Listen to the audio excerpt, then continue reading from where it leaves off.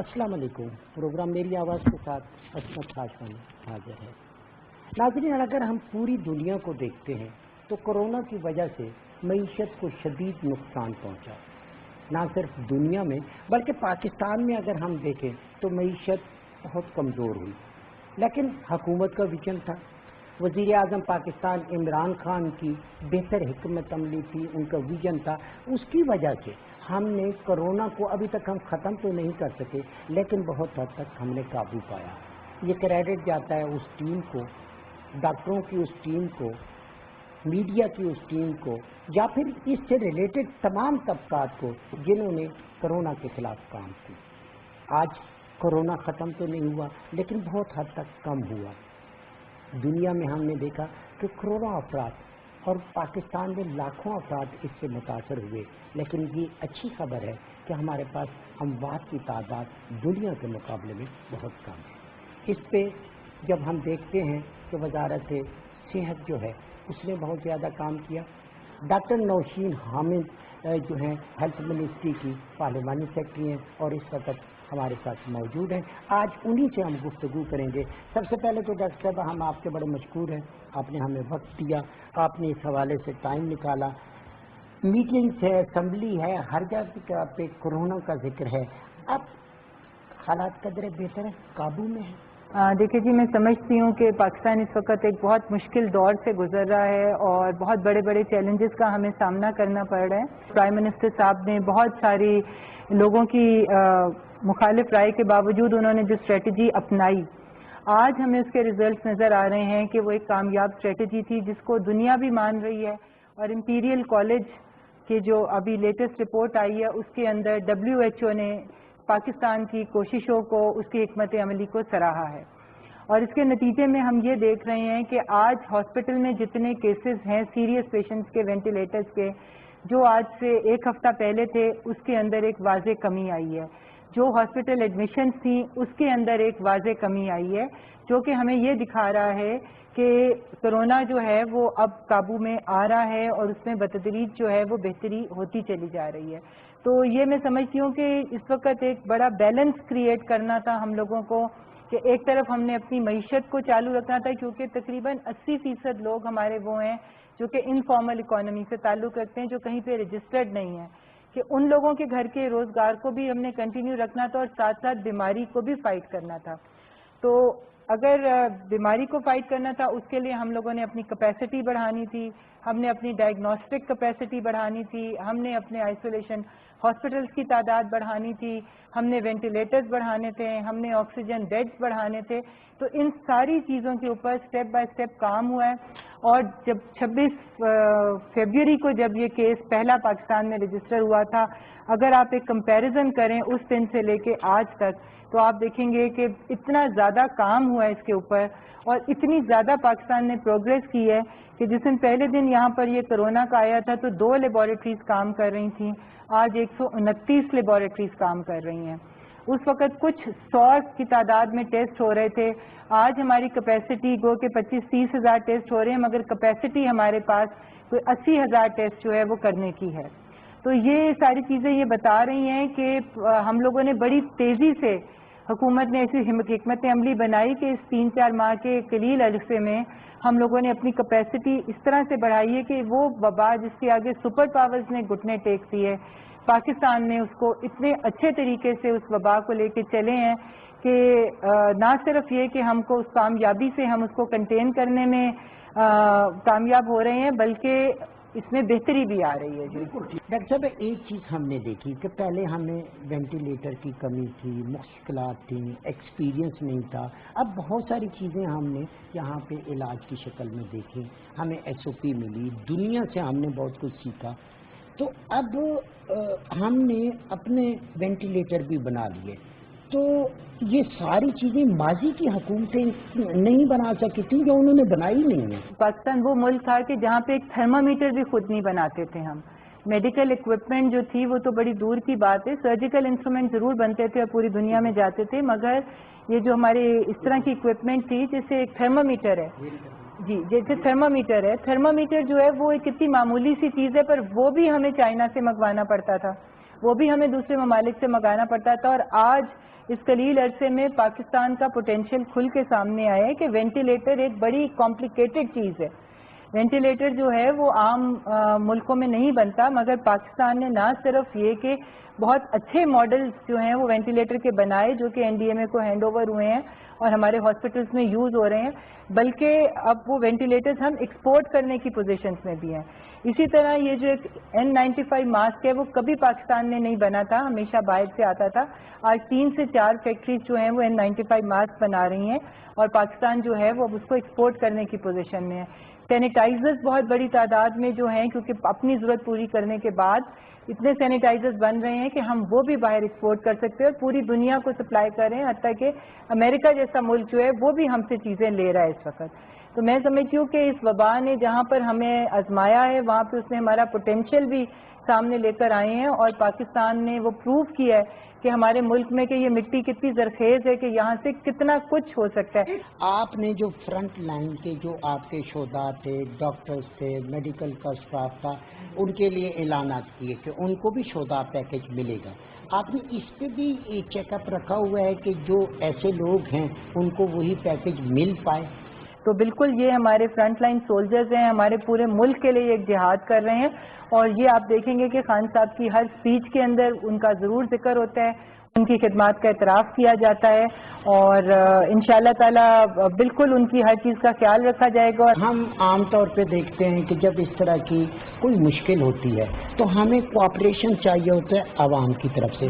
آج میڈیا بھی ان کو اویئر کر رہا ہے، آپ کی منسٹری اویئر کر رہی ہے، اسمبلی کے فلور پہ بات چیت ہو رہی ہے، وزیر اعظم صاحب بار بار کہہ رہے ہیں. لوگوں کی طرف سے اس طرح کا رسپانس نہیں ملا، لیکن اب بہت زیادہ لوگ جو ہے نا سمجھ گئے ہیں، تو اب رسپانس آ رہا ہے پازیٹیو. میں سمجھتی ہوں کہ اس کووڈ کے لیے اس کے لیے جو اویئرنیس کمپین چلی ہے ہمارے میڈیا کے تھرو، جس میں آپ لوگوں کی بہت بڑی کنٹریبیوشن ہے، آپ لوگوں نے لوگوں کو اویئر کرنے میں اور گھر گھر پیغام پہنچانے میں سمجھتی ہوں کہ میڈیا کا کردار جو ہے وہ قابل تحسین ہے. اس کے علاوہ ظاہر ہے جتنے بھی پرائم منسٹر کے لیول پہ اور جہاں جہاں پہ ہو سکا اویئرنیس دی گئی. شروع میں انفارچونیٹلی لوگوں نے اس کو سیریسلی نہیں لیا، اور اس کا رزلٹ ہم نے دیکھا کہ جس طرح سے چھوٹی عید کے اوپر ایک دم سے جو سرج آیا تھا وہ اسی وجہ سے تھا کہ ان اویئرنیس کیمپینز کے اوپر اس طرح سے توجہ نہیں دی گئی تھی، لوگوں نے SOPs کو فالو نہیں کیا، ماسک کا اور دوسری احتیاطی تدابیر کا استعمال نہیں کیا، جس کی وجہ سے ہمیں پچھلے مہینے بہت افسوسناک حالات دیکھنے پڑے. اور اب بھی میرا یہ ہے کہ لوگوں کو ڈیفینیٹلی بہت فرق پڑا ہے، اور یہ میں اسمارٹ لاک ڈاؤن کے بارے میں بھی ضرور تھوڑی سی بات کروں گی. اور یہ اویئرنیس جو دی گئی ہے اس سے آپ یہ دیکھیں کہ جو سڈن ڈکلائن آیا ہے اس کے اندر دونوں چیزوں کا رول تھا، لاک ڈاؤن کا جو اسمارٹ لاک ڈاؤن ہے، اور جو یہ لوگوں نے اس چیز کا احساس کیا کہ یہ احتیاطی تدابیر کتنی ضروری ہیں، اس کا رزلٹ آپ کے سامنے آ گیا.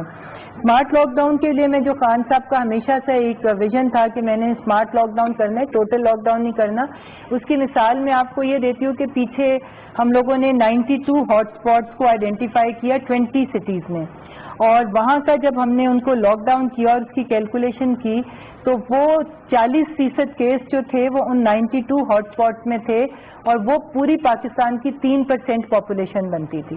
تو آپ دیکھیں کہ اگر 3% پاپولیشن کو لاک ڈاؤن کرنے سے آپ 40% کیسز کو آپ نے کنٹرول کر لیا، تو آپ کو پوری باقی 97% لوگوں کو کائے کو آپ نے لاک ڈاؤن کر کے معیشت کو روکنا تھا.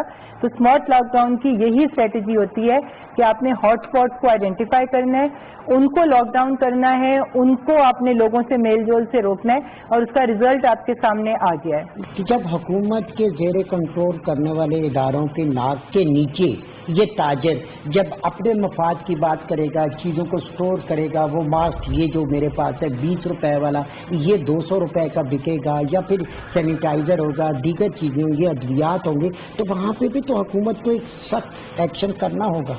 گورنمنٹ تقریباً 30 سے زیادہ ایڈوائزریز ایشو کر چکی ہوئی ہے جس میں یہ ٹرانسپورٹ کا، دکانداروں کا، ہاسپٹلس کا، جنازوں کا، مطلب جتنے بھی ہمارے روزمرہ کے معاملات ہیں اس کے اندر ہم نے ان کو کس طرح کنٹینیو کرنا ہے ایس او پیز کو فالو کرتے ہوئے، تاکہ وہ وبا کے مزید پھیلنے کا سبب نہ بنے.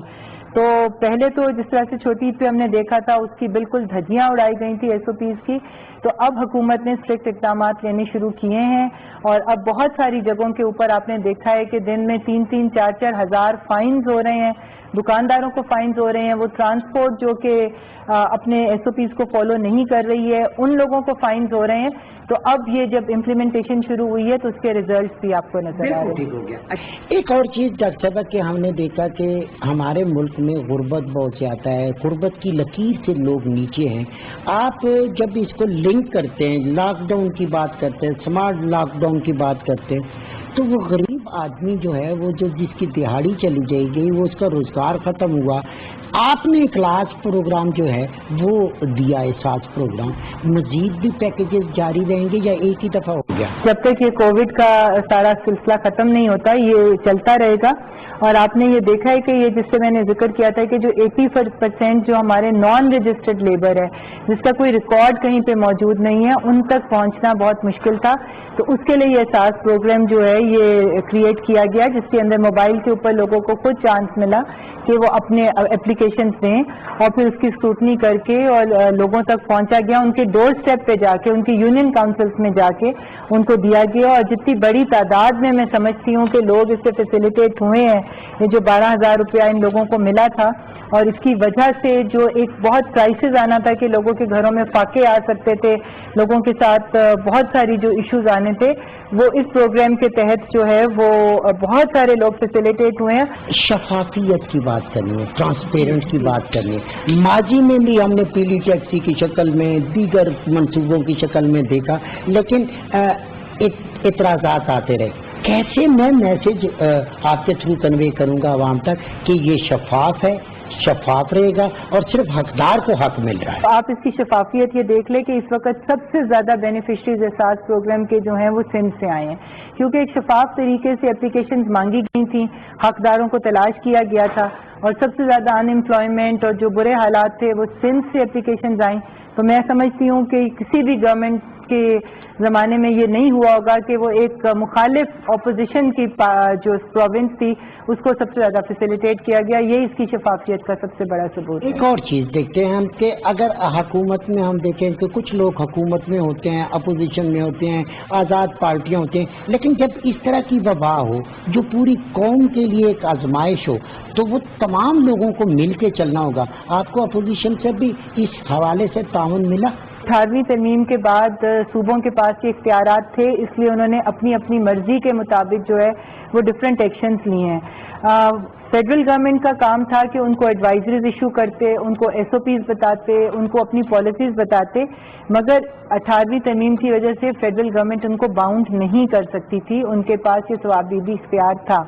جو کام فیڈرل گورنمنٹ کا تھا کہ ہم نے پی پیز پرووائڈ کرنے ہیں، ہم نے ان کو ڈائگنوسٹک کٹس پرووائڈ کرنی ہے، ہم نے ٹیکنیکل سٹاف کو ٹریننگ پرووائڈ کرنی ہے، ہم نے وینٹیلیٹرز پرووائڈ کرنے، یہ تمام کام این ڈی ایم اے کے تھرو فیڈرل گورنمنٹ نے پوری طرح سے جو ہے وہ سر انجام دیا ہے. باقی لاک ڈاؤن کس قسم کا ہونا ہے، کتنی دیر رہنا ہے، یہ صوبوں کا اختیار تھا.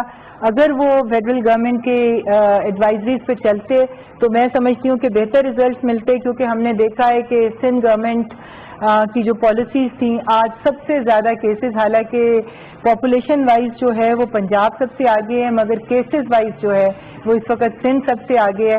میں سمجھتی ہوں اگر فیڈرل گورنمنٹ کی پالیسیز کے ساتھ سندھ گورنمنٹ زیادہ کوآپریٹ کرتی تو شاید ان کو بھی بہتر ریزلٹ مل جاتے ہیں. آپ سمجھتے ہیں کہ آنے والے وقت میں ایک جوائنٹ میٹنگ کی ضرورت ہے، اس طرح کی تمام پولیٹیکل پارٹیاں، تمام صوبوں کے لوگ، تاکہ اس پہ ایک اور مؤثر طریقے سے ہم حکمت عملی بنائیں اور اس کو جڑ سے ختم کریں؟ پرائم منسٹر صاحب نے پہلے دن ہی نیشنل کوآرڈینیشن کمیٹی تشکیل دے دی تھی. نیشنل کوآرڈینیشن کمیٹی کو پرائم منسٹر صاحب خود چیئر کرتے ہیں، اور تمام چاروں صوبوں کے جو ہیں وزرائے اعلیٰ اور گلگت بلتستان آزاد کشمیر کے جو چیف ایگزیکٹوز ہیں وہ سارے اس کمیٹی میں شامل ہوتے ہیں. وہاں پہ کھل کے ڈسکشن ہوتی ہے, پالیسیز کے اوپر ہوتی ہے, تمام صوبوں کا انپٹ لیا جاتا ہے, ان کی پرابلمس کو سنا جاتا ہے, ان کے سلیوشنز دیے جاتے ہیں. تو میں سمجھتی ہوں کہ یہ نیشنل کوآرڈینیشن کمیٹی وہ پلیٹ فارم ہے جہاں پر فیڈرل گورنمنٹ اور تمام پروونسز اکٹھی ہیں, اور اس میں بعض دفعہ بڑے اچھے ڈیسیجنز بھی ہوتے ہیں. اور پرائم منسٹر صاحب کا ویژن یہ تھا کہ وہ جو غریب طبقہ بلکہ جو سفید پوش ہوتے ہیں, اگر گھر میں کوئی بڑی بیماری آ جائے تو وہ سفید پوش بھی جو ہیں وہ غربت کی لکیر سے نیچے چلے جاتے, کہ بیماری ایسی چیز ہے جو پورے گھروں کو تباہ کر دیتی ہے. تو اس چیز کو سامنے رکھتے ہوئے ہم نے اپنے جو بلو پاورٹی لائن جو لوگ ہیں ان کو یہ ہیلتھ کارڈ دینے کا سلسلہ شروع کیا. مگر ان کے علاوہ جو ڈس ایبلڈ ہیں وہ چاہے کسی بھی طبقے سے تعلق رکھتے ہیں, تمام پاکستان میں جتنے رجسٹرڈ ڈس ایبلڈ ہیں ان لوگوں کو یہ مل رہا ہے. اس کے علاوہ جو ٹرانسجینڈر کمیونٹی ہے ان کو یہ مل رہا ہے, اور جو ہمارے اوورسیز لیبرز باہر گئے ہوئے ہیں ان کے لیے بھی کام ہو رہا ہے کہ ان کو بھی یہ فیسلٹی دی جائے تاکہ جو وہ ان کے بچے یا بیوی بچے جو پیچھے ہیں ان کو یہ فیسلٹی دی جائے. تو اس وقت تک یہ ہے کہ ہماری کچھ فگر آپ ہمیں دے سکیں گے؟ جی بالکل. اس وقت تک ہمارے تقریباً 8.5 ملین فیملیز جو ہیں ان تک یہ سہولت پہنچ چکی ہوئی ہے, اور رزلٹ اس کا میں آپ کو یہ بتا دوں کہ اس کے تحت تقریباً 1 ملین ہاسپٹل وزٹس ہو چکے ہیں. اور یہ کارڈ جو ہیں یہ پنجاب, KPK, اسلام آباد کی جو ٹیریٹری ہے, گلگت بلتستان, آزاد جموں کشمیر, فاٹا اور تھر کا علاقہ. تھر حالانکہ سندھ میں آتا ہے اور یہ پروونسز کا اپنا یہ ذمہ داری ہے کہ وہ اپنے اپنے علاقے میں یہ پرووائڈ کریں, مگر چونکہ سندھ حکومت اب اس چیز کے اوپر نہیں آ رہی تھی کہ وہ سندھ کارڈ دیں, تو پرائم منسٹر صاحب نے خاص طور پہ تھر کا علاقہ, چونکہ ہمیں پتہ ہے کہ وہاں پہ غربت بھی ہے, وہاں پہ بھوک بھی ہے, وہاں پہ بیماری بھی ہے, تو اس کو فیڈرل گورنمنٹ نے خود اون کیا ہے, اور تھر کی ہر فیملی جو ہے اس کے پاس یہ کارڈ موجود ہے. اور اسی طرح سے جو فاٹا جو اب تو مرج ہو گیا ہے وہ KP میں, مگر فاٹا کی بھی ہر فیملی کو جو ہے وہ فیڈرل گورنمنٹ نے خود سے کارڈ دیے ہیں. اس کے ساتھ ساتھ جو ہمارا کامیاب جوان پروگرام ہے وہ ایک بہت بڑی تعداد میں نوجوانوں کو آسان قسطوں پہ قرضے دے رہا ہے جس سے وہ اپنا کاروبار بھی یوز کر سکیں گے. تو یہ بھی ایک طرح سے روزگار مہیا کرنے کے طریقے ہیں. تو وہ بالکل اس کے اوپر کام ہو رہا ہے, اور آنے والے دنوں میں جس طرح معیشت جو ہماری ہے اس میں تھوڑا سا ایک سلو ضرور ہوئی ہے کووڈ کی وجہ سے, مگر آج دنیا ریکگنائز کر رہی ہے, بلومبرگ ریکگنائز کر رہا ہے, ہمارے موڈیز ریکگنائز کر رہے ہیں, باہر کی جتنی ورلڈ بینک ریکگنائز کر رہے ہیں کہ پاکستان میں ترقی ہو رہی ہے, یہاں پہ کام ہو رہے ہیں, انڈسٹریز کو فروغ ہو رہا ہے, فورن انویسٹمنٹ آ رہی ہے. ایک میسج آپ کی طرف سے بھی ہو. دیکھیں, یہ کرونا کی جو وبا ہے اس سے مقابلہ کرنا کوئی مشکل نہیں ہے, کیونکہ یہ جس طریقے سے ہمیں پتہ ہے کہ یہ لوگوں کے قریب آنے سے اور سوشل کانٹیکٹ سے بڑھتی ہے, جس چیز کے پھیلنے کا سبب پتہ ہو اس کو روکنا کوئی مشکل نہیں ہوتا ہے. تو اس کے لیے بہت ضروری ہے کہ آنے والا عید الاضحیٰ ظاہر ہے ہمارے لیے ایک بہت بڑا تہوار ہوتا ہے, ہمارے خاندانوں کے میل جول کا ہوتا ہے, رشتہ داروں کا, دوستوں کا اٹھنے بیٹھنے کا ہوتا ہے, قربانی کا وقت ہوتا ہے جبکہ قربانی بانٹنی ہوتی ہے. بہت سے لوگ ہمارے گھروں میں آتے ہیں, بڑے بڑے جھمگٹے لگتے ہیں جگہوں کے اوپر, تو اس میں ہمیں خاص طور پہ احتیاط کی ضرورت ہے, کیونکہ یہ وہ وقت ہے جس نے آنے والے دنوں میں پاکستان کا مستقبل اس وبا کا جو ہے وہ ڈٹرمن کرنا ہے.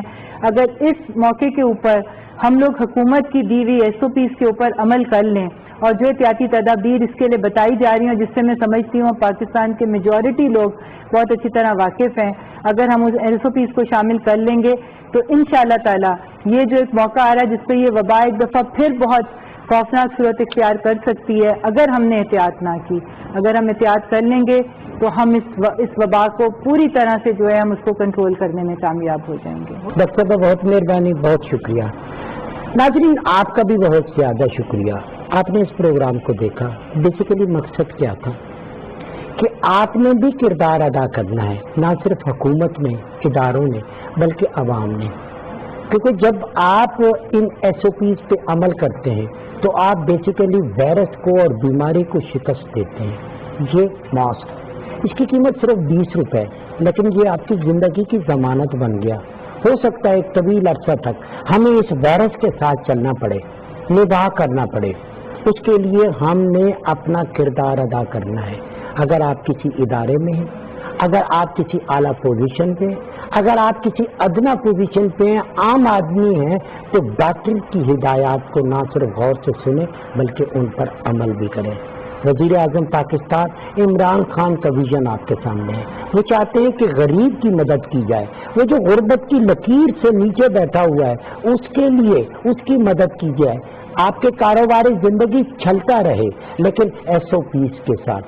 اسی کے لیے ہماری پاک آرمی، ہمارے ادارے، ہماری پارلیمنٹ سب کاوش کر رہے ہیں۔ آئیے ناظرین، آج سے آپ بھی عہد کریں کہ اس کاوش میں آپ بھی شامل ہیں۔ اگر آپ نے کل نہیں کیا تو کوئی بات نہیں، آج سے شروع کریں۔